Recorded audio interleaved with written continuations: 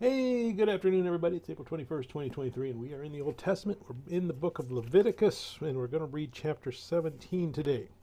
All right, talking about blood in this section.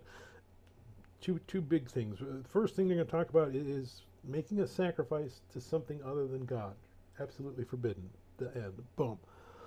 All right, then the blood. What does the blood represent? Well, blood represents life. That's why the atonement for sins, you have to sacrifice something's life, and that's signified by sprinkling the blood.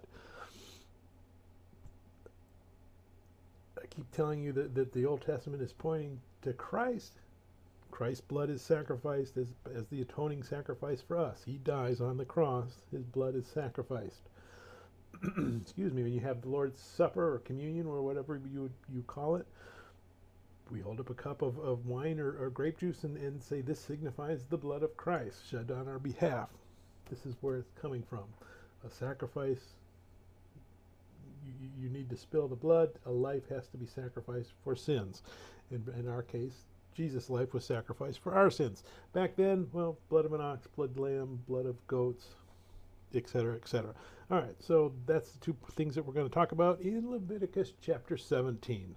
And the Lord spoke to Moses, saying, Speak to Aaron, to his sons, and to all the children of Israel, and say to them, This is the thing which the Lord has commanded, saying, Whatever man of the house of Israel who kills an ox or lamb or goat in the camp, or who kills it outside the camp, and does not bring it to the door of the tabernacle of meeting to offer an offering to the Lord, before the tabernacle of the Lord, the guilt of bloodshed shall be imputed to that man.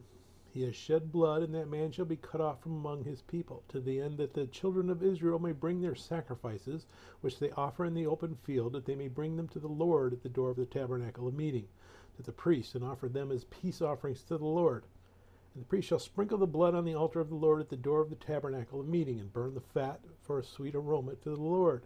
They shall no more offer their sacrifices to demons, after whom they have played the harlot. This shall be a statute forever for them throughout their generations.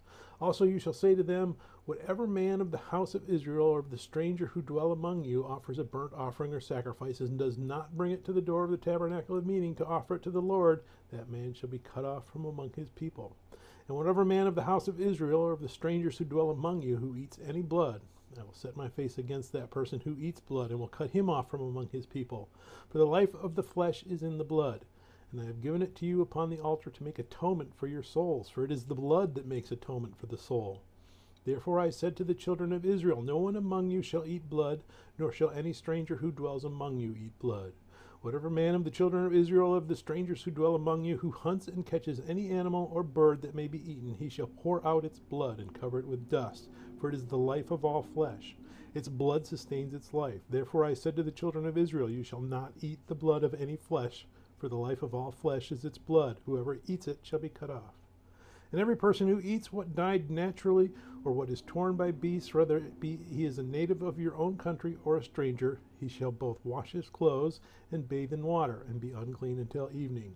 Then he shall be clean. But if he does not wash them or bathe his body, then he shall bear his guilt. May God bless the reading of his word, and may God bless you. Bye.